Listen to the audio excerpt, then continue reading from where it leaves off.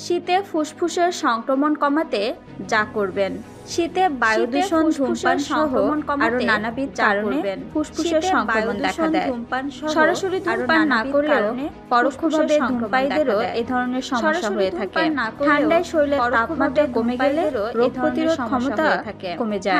তাই এ সময় নিজের যত্ন নেওয়া চাই, নয়তো ফুসফুস সহ বিভিন্ন অঙ্গ নিজের যত্ন করবে। শীতে ফুসফুস ভালো রাখতে কয়েকটি পানীয়ের উপর ভরসা রাখতে পারেন।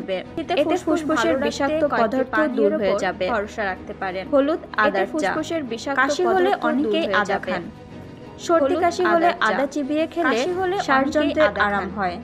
আদা চিবিয়ে খেলে ফুসফুসে জমে থাকা দূষিত পদার্থ দূর হয়। আদা চিবিয়ে খেলে ভালো রাখতে সকালে আদা ও কাঁচা হলুদের চা পান করতে পারেন। ফুসফুসে জমে থাকা বিষাক্ত পদার্থ বের করে দিতে এই পানীয় ফুসফুসে জমে থাকা বিষাক্ত পদার্থ গ্রিন টিতে অ্যান্টিঅক্সিডেন্ট থাকে। দূষিত পদার্থ পরিষ্কার করতে গ্রিন টিতে অ্যান্টিঅক্সিডেন্ট থাকে। ফুসফুসে জমা ক্ষতিকারক পদার্থ সহজে বের করতে পারে এই পানীয়। লেবু মধুর পানি।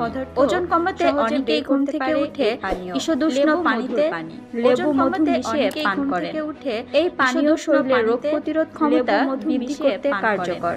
এই ফুসফুস দূষণমুক্ত রাখতেও এই পানীয় চুমুক দিতে পারেন।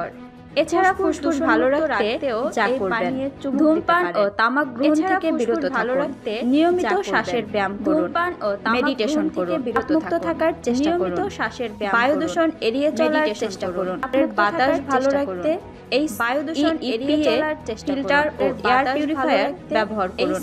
বাইরে গেলে মাস্ক ব্যবহার করুন।